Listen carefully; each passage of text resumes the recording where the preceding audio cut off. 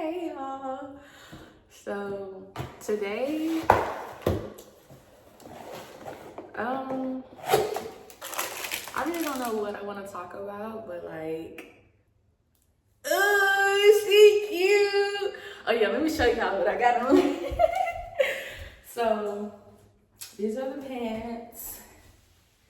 You see it? Okay, anyway.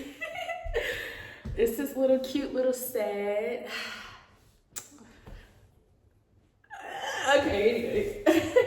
So I just ordered some Domino's. I got some of these and I ordered me some pasta. I really don't know what I want to talk about as of now. I really don't know. So like, let me gather my thoughts while before I do that. Let me pray over my food.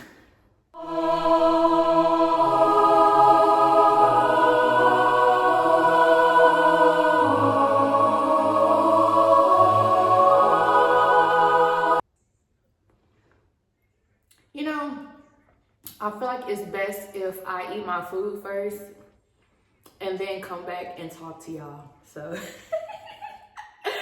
that's what I'm gonna do.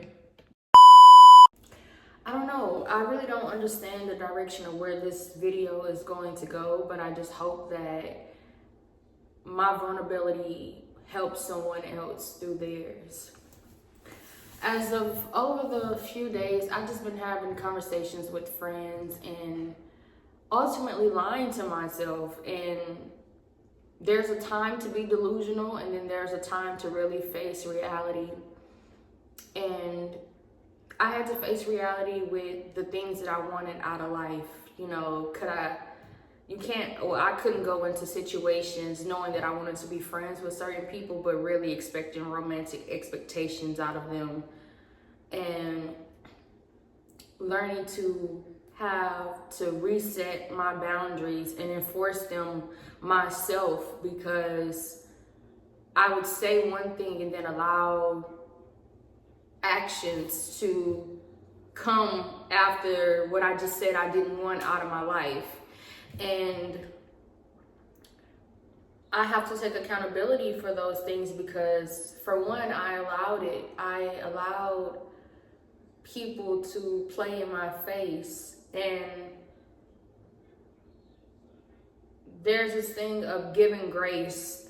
And you can forgive, but that doesn't mean that you continuously let people play on your emotions or play about you. And I think that's how situationships tend to happen. You say one thing and then the action follows, and then it's good for a minute, and then you go back into it, and you are constantly in this wave of cycles, and you don't know how you're going to get up out of it, because on one hand you know that you deserve better, and then on the other hand you're caught up in feelings, because if you're a late bloomer like me, you don't get to experience these things all the time. And if you do, you try to capture it and really be present in that moment with it, because you never know when you're going to be able to get this feeling again. And I don't think we really talk about how it feels to be a late bloomer, how it feels to experience things that you've never experienced, you know? Like, I'm 23, I'm still a virgin, and I will speak on things that have occurred in my life maybe a little later on when I get comfortable about those experiences and really just come into the moment. I think as of right now, I don't want to speak, because now I have certain people who are watching me now, and it's kind of like when you are in this thing, I don't want to explain certain things to you guys if I haven't explained it to my close friends in my proximity, you know, like there are certain conversations that we haven't had because we're still getting to know each other. And but it's also my business, so if I choose to express that, then yeah, that's also a thing. It's just perspectives about a lot of different things. But yeah, I'm 23. I didn't have my first kiss until I was 21.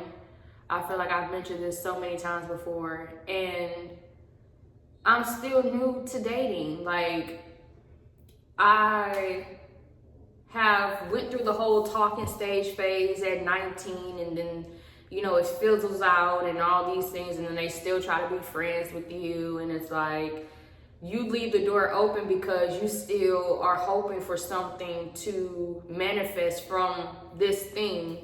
And when it doesn't, you are ultimately disappointed because you feel like you put your all into this and it literally went nowhere. So you feel like you failed in a way, like, and so the only reason why you're holding on is because you want to hopefully get this thing to where they just finally realize you're the chosen one. You're the one that they've been missing out on. And when it doesn't end up like that, it's just like, I wasted my time and all of these things. But ultimately, everything is a lesson. And a lot of what I learned is about my self-worth. And granted, I'm still dealing with those things. I'm still figuring out who I am and what I want and what I don't want, and what I like and what I don't like. And ultimately, that's really one of the biggest things that you learn throughout situationships and talking stages and dating and relationships in general, whether they're platonic or romantically linked. You know, they teach you, like, okay, I didn't like when he raised his voice at me. I didn't like how he didn't have this much work ethic, but I loved how he was, you know, very intellectual. You know, he stimulated my mind and he read books and he was into the same things that I'm into, or we, you know, related over these things, and you learn more about yourself in that way. I think the biggest thing when it comes to dating, and I want you to realize that there's this quote that I heard and I'm starting to apply it into my life, and it's, do not live your life like it's a to-do list, but your life is a menu. And as you know, on a menu, you get to choose what you want to eat, what you want to drink, what you want out of life. And ultimately, once you do those things, you end up being the one paying for those things at the end of service. So don't allow anyone to choose and make choices for you. Love is a choice. Like, it's one of the greatest feelings if you ever felt it, but ultimately you may not like this person every day. Love is not perfect. It is not necessarily a fairy tale in the ways that you think a fairy tale should be. There are going to be gray areas that you want to be black and white. There is a bit of sacrifice, there is a bit of compromise, but do not compromise on your morals or your values or who you are to your core. Live your life and do everything that you set out to do. You know, choose your partner. It is important to choose your partner and a companion that you share the same views and values with. I think when it comes to putting up boundaries, knowing what your boundaries are is going to help you navigate through everything. So boundaries are to help secure you, and they are to help in place. I'm gonna just put it right here. This is what boundaries mean. But like, seriously, if you don't want people to call you, if you don't want a guy or a girl to call you at 9 p.m., let that be known that you don't want them to call you at that time. You don't even have to explain that, but if you do, hey, I have work in the morning, or hey, I just don't want to be bothered at this time, or this is my sleeping schedule, I don't want that to be interrupted, please do not call me. And that's the thing where if they do call you,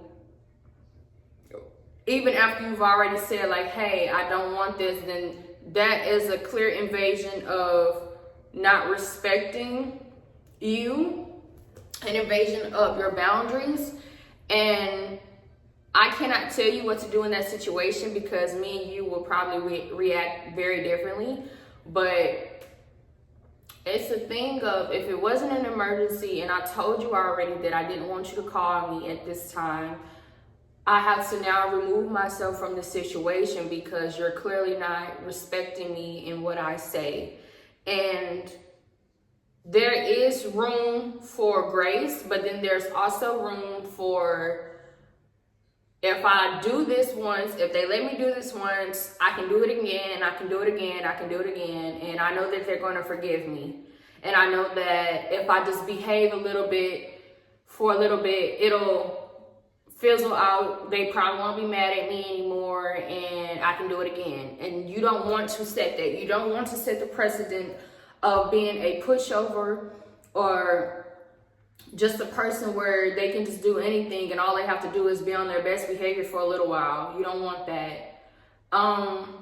Number two is knowing what your values and your morals are. You know, your morals are what you believe in. And if you believe in God and that person doesn't believe in God, and you feel like you have to be with the person who believes in God, do not compromise those things for someone who does not share the same morals or belief system as you, because eventually you're going to regret those decisions. You're going to regret not advocating for yourself. And that's another thing. Advocate for yourself. Don't let anyone talk to you any kind of way.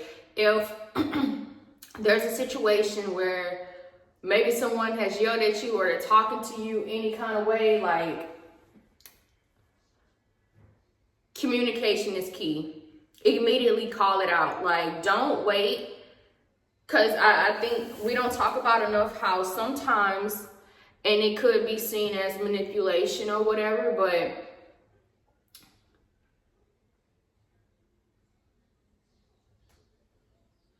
okay, this boy is recording his dog chasing him.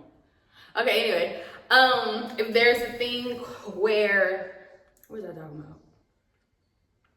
Oh, if there's a thing where they are yelling at you and, oh, that's, that ADHD be getting me together.